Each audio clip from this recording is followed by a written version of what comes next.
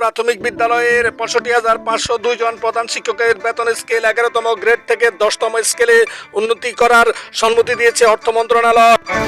মঙ্গলবার ১১ নভেম্বর চট্টগ্রাম নগরে নিত্য প্রয়োজনীয় দ্রব্যমূল্যের ঊর্ধ্বগতি নিয়ন্ত্রণ রাখতে খাতুরগঞ্জ ও পাহাড়তলী পাইকার বাজার অভিযান পরিচালনা করেছে বাজার মনিটরিং টাস্ক ফোর্স।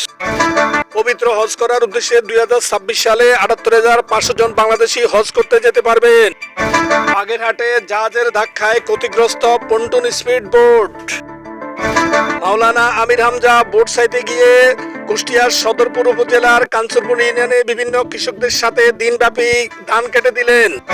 বিএনপির নামে কেউ যদি খুন খারাপি বা লুটতরাজ করে তাকে দল থেকে বহিষ্কার করা হবে, প্রয়োজনে তার বিরুদ্ধে কঠোর আইনানুগ ব্যবস্থা নেওয়া হবে, এই হুঁশিয়ারি উচ্চারণ করেছেন চেয়ারপারসনের উপদেষ্টা অধ্যাপক জয়নুল আবেদিন ফারুক। শীর্ষ সন্ত্রাসী মামুন হত্যাকাণ্ডে ব্যবহৃত অস্ত্রসহ ৫ জন গ্রেপ্তার। মঙ্গলবার দিবাগত রাত ১২টা ৪ সময় রাজধানীর মোহাম্মদপুরে ইকবাল রোডে প্রিপারেটরি স্কুলে ২টি পেট্রোল বোমা বিস্ফোরিত হয়। বাংলাদেশ কোরআন শিক্ষা বোর্ডের মহাসচিব ও ইসলামী আন্দোলন বাংলাদেশের প্রেসিডিয়াম সদস্য মাওলানা নুরুল হুদা পরাইজি সাহেব মারা গেছেন। ইন্না লিল্লাহি ওয়া ইন্না ইলাইহি রাজিউন। দেশের সর্বোত্তরের সীমান্তবর্তী জেলা পঞ্চগড় ধীরে ধীরে বাড়ছে শীতের আমেজ। সেখানে আজকের তাপমাত্রা ১২ ডিগ্রি সেলসিয়াস। চট্টগ্রাম মেট্রোপলিটন পুলিশের কমিশনার হাসিব আজিজ আগ্নেয়াস্ত্র বহনকারী এবং অস্ত্রধারী সন্ত্রাসীদের দেখামাত্রই সাবমেশিন গান ব্যবহার করে ক্রাশ ফায়ারের নির্দেশ দিলেন। দিল্লির ঐতিহাসিক লালবাগের কেল্লায় বিস্ফোরিত বোমা হামলা, গাড়ি বিস্ফোরণটি কোনো আত্মঘাতী হামলা ছিল কিনা তা খতিয়ে দেখছে বিশেষজ্ঞ মহল। পাকিস্তানের রাজধানী ইসলামাবাদে মঙ্গলবার এক আত্মঘাতী বোমা হামলায় অন্তত ১২ জন নিহত হয়েছেন। এ সময় আহত হয়েছেন আরো অন্তত ২১ জন। গাজায় ইসরায়েলের টানা ২ বছরের আগ্রাসনে ফিলিস্তিনের এখন পর্যন্ত ৬,০০০-এরও বেশি মানুষের অঙ্গচ্ছেদ হয়েছে।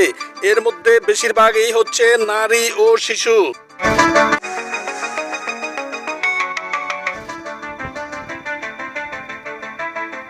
আর্জেন্টিনার স্কোয়াড থেকে হঠাৎ বাদ পড়লেন ৩ তারকা।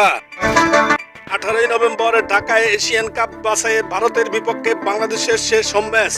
সেই ম্যাচের আগে বাফুফে আগামী পরশু নেপালের বিরুদ্ধে একটি প্রীতি ম্যাচের আয়োজন করেছে। উক্ত প্রীতি ম্যাচ খেলার জন্য নেপালিরা ঢাকায় এসেছে।